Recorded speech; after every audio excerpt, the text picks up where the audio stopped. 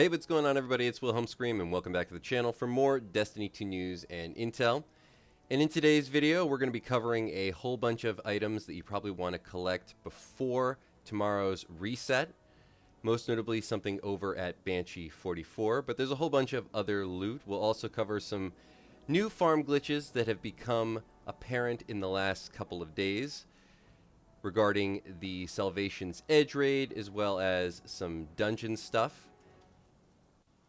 If you enjoy this video or find any of it helpful, please remember to like, comment, and subscribe to the channel, and turn on the bell to post notifications so you never miss out on any future Destiny 2 content like this. You can also follow me on Instagram. It'll be linked in the description box down below. And remember, any of those things I just mentioned will also enter you into any future giveaways on this channel, and we do one every 1,000 subscribers, so you never want to miss out. When we reach 100,000 subscribers on the channel, we'll be giving away a new console or a video card if you play on PC. You can also stick around till the end of the video for the secret hashtag to leave in the comments section for another entry into the next giveaway for this video. You can also leave a comment down below on any of the topics of discussion. Always interested to hear all your thoughts and feedback. That'll also give you another entry into the next giveaway, or anything I might mispronounce in this video. You can leave that in the comments section down below. That'll also give you another entry into the next giveaway for this video. Over at the Vanguard, you might want to consider picking up the Rake Angle Glaive. It's a very easy one to farm for the next 24 hours, and we have the Lake of Shadows Nightfall and GM Nightfall. One of the easier ones to run, certainly a lot of glitches that you can use in there, especially one for the boss if you're a solo player that will really help out. Also help out with group runs if you're doing this on GM difficulty, or even as a solo player on GM difficulty. I'm not sure when we'll see this weapon again. It's certainly not going to be in the rotation for a while. You can also pick up the Lotus Eater, not in its Adept form, but hopefully we'll have it back in its Adept form fairly soon. But still, even as a normal version, this is a very good sidearm. Rocket sidearms are still some of the best, if not the best, PvE weapons in the game, and this is a very, very good one. Repulsor Brace and Destabilizing Rounds are the weapons you're looking for that one. Over at Eververse, the Eververse store, stuff that will be leaving us tomorrow that you might want to consider picking up. We had some really great ornaments for Warlock armor this week. We have the Don't Look Back for the Getaway Artist. We also had the Coaxial Vine, might have said that incorrectly, for the Briarbines Exoitc, both gauntlets.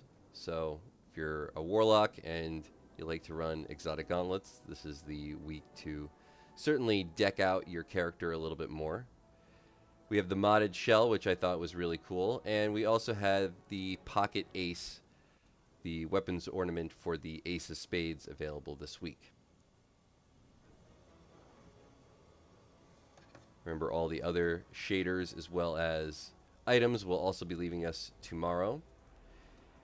Now, over at Banshee 44, and the thing that I really wanted to focus on a little bit more in today's video, though I have mentioned it before in the past, but currently there is a pretty major glitch with rockets. If you didn't know, rockets are now in the Champions meta. We got a whole bunch of new mods for them this episode. And the Semotician rocket launcher with bipod being sold at Banshee. This is also a craftable weapon, but right out of the box with bipod, that's going to be one of the perks that you're definitely going to want, even if you do craft this weapon. So this is a really good one to pick up, as bipod with this particular mod on our character.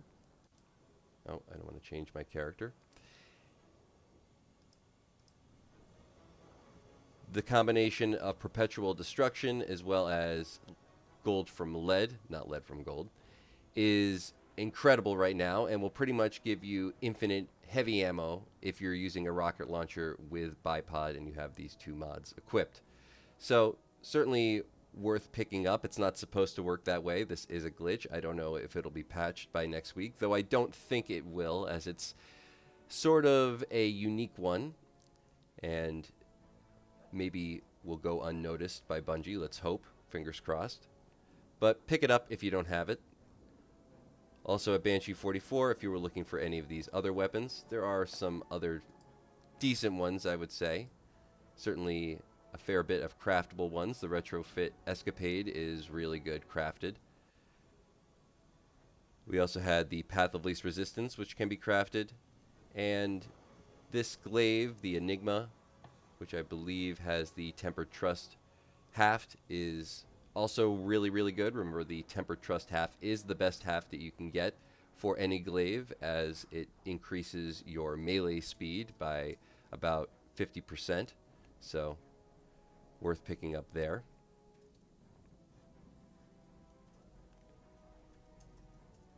We'll make our way down to our other major vendor that's still available until Tuesday's reset. Our best Friday guy, Mr. XUR. He did have some decent stuff this week. A couple of things that we haven't seen too often.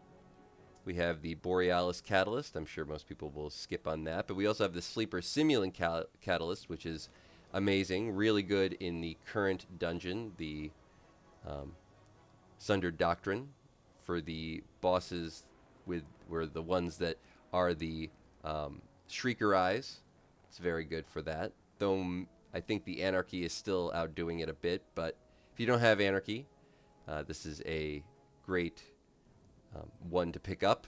Certainly very decent and will do very well in that particular encounter.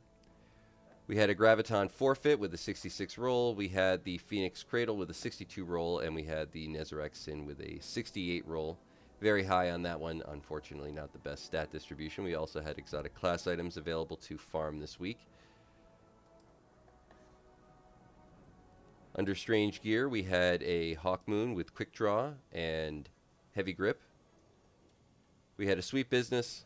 We had the Graviton Lance, which everybody should want for both PvP and PvE. Still one of the best void weapons out there as far as exotics go and pulse rifles go.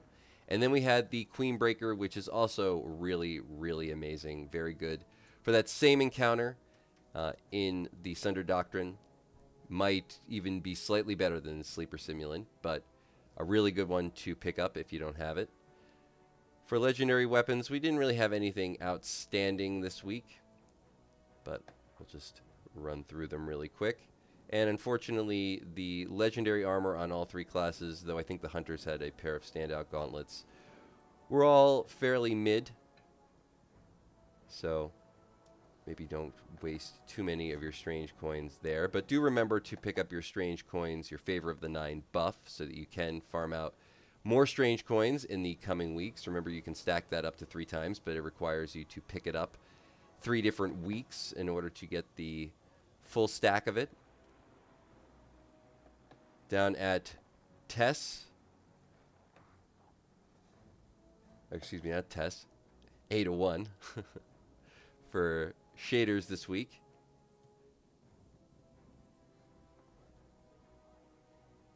We had the all-purple Burgundian Knight shader, which hopefully will load, as I thought it was one of the cooler ones available, and was surprised that I had it. We had the Tangled Rust, and we also had the New Monarchy Succession, which is also pretty cool.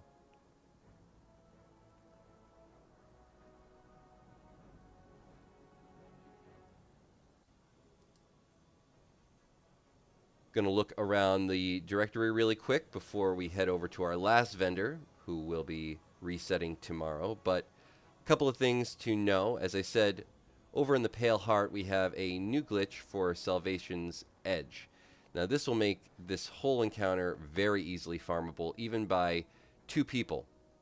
So it only requires a couple of things. One, a player with a faster connection, and a player with a slower connection. So if you're playing one person on console, maybe one person on PC, or if there's a way that you can slow your connection up a little bit, so long as you're not the host of your fire team, you should be able to do this glitch. And there is a way of just switching back and forth between your character menu and the directory screen, which should load or should slow your load time into a particular encounter, which I think will suffice for doing this glitch. So if you're the slower player, the person with the slower connection, make sure to do that. If you don't have a slow connection, if there's just 2 players with really fast connections, you also might want to try doing that. You might be okay if you just have a slow connection just loading in. But what will essentially happen is your player with the faster connection will load in slightly before the person with the slower connection. When they do load in, they want to run to the front, this is for the final boss, of the, let's call it boss platform, just enough to start the encounter. You can then die, and the player who loads in second will be able to load in and self-revive, and then everybody will be able to self-revive. That'll be because you have started the encounter before everybody has actually loaded in, so the game glitches out and will give everybody on your fire team the ability to self-revive. So you won't have to worry about any issues wiping or really anything else. So this is great for both normal as well as the master runs of Salvation's Edge, specifically for the final boss. But I think everybody should give this a try if you're still looking to complete that, if you're looking to farm out the Exoitc from Salvation's Edge. And as I said, this can be done with just as few as 2 people. It's probably easier done with 2 people. I would say maybe having 2 people do this and then have everybody else join in after should do the trick, but I'm not totally sure. I haven't really worked out all the kinks of this glitch myself yet, but let me know if you try it in the comment section down below.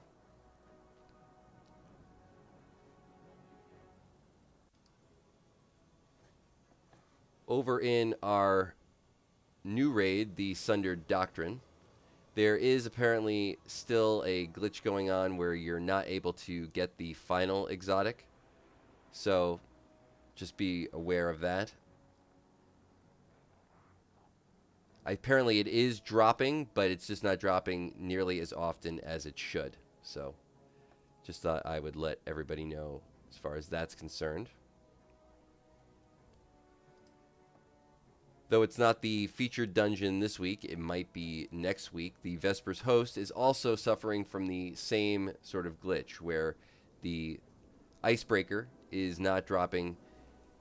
I don't know if it's not dropping as often as it should or at all, but this has been an ongoing issue with this particular dungeon, so just be on the lookout for that.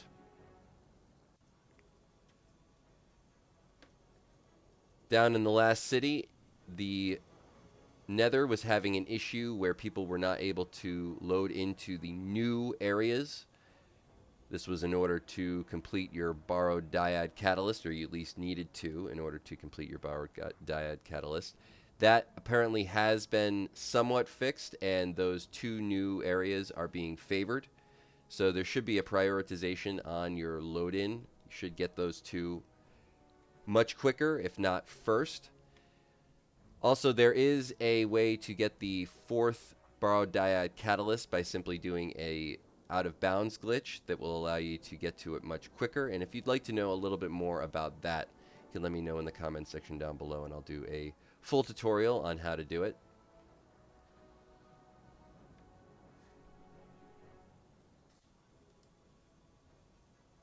The other major thing this week for the Crucible and Trials of Osiris, we were supposed to get double Crucible ranks, but we've also gotten double Crucible rewards. That was not intentional.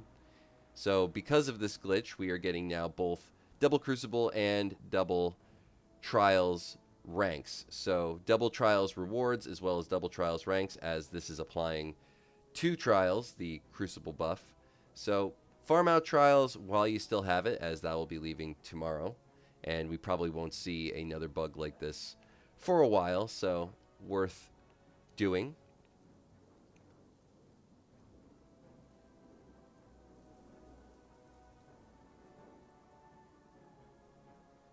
And the last vendor that I wanted to just cover really quick over in the hangar, head over to Saint 14, and he had some really, really good loot this week.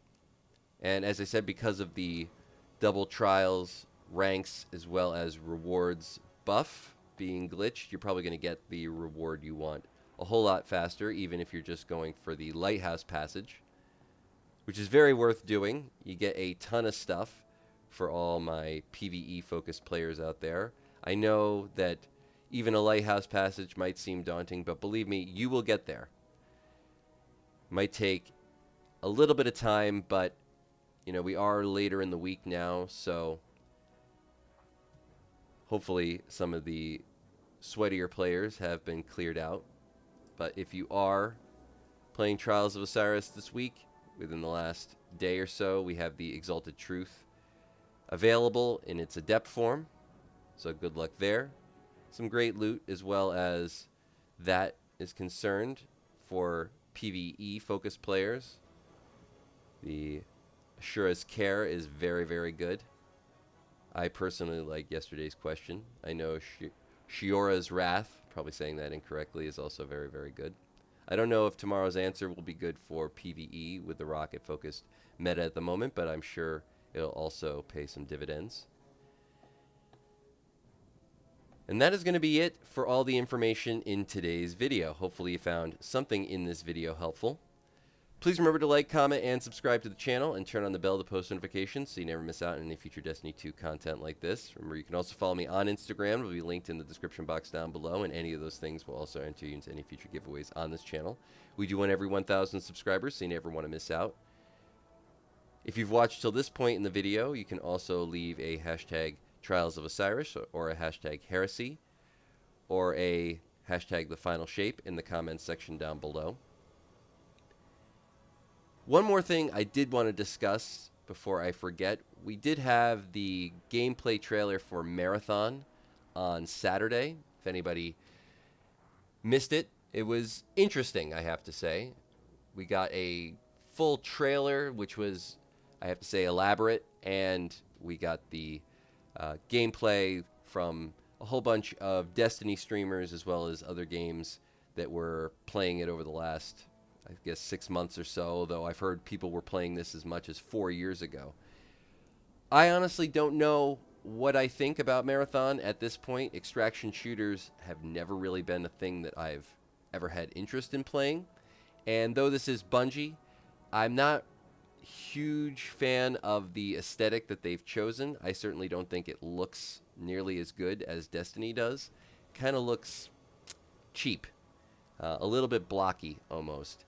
But that might just be, you know, a style, and it might look better once you're playing the game. It really is going to come down to how the game plays, and Bungie does one thing really well, and that's gunplay, so we'll see. I'm certainly going to give it a try when it comes out. I am not currently playing the alpha, but I'd be interested to know if anybody is playing the alpha, what they think of the game so far, or if they would be interested in me maybe covering Marathon, or if you're planning on playing Marathon. If you're a Destiny-focused player, if you're somebody who's watching my channel, I'm sure Destiny is a game that you play fairly rigorously and often. So let me know if it's a game you're going to think about playing, also if it's something you'd be interested in hearing more information on in the future. But that is going to conclude all the information in today's video. And once again, I am Wilhelm Scream. Thanks so much for watching. Remember to leave a comment on your thoughts down below or anything I might have mispronounced for another entry into that next giveaway. And of course, we will see you next time.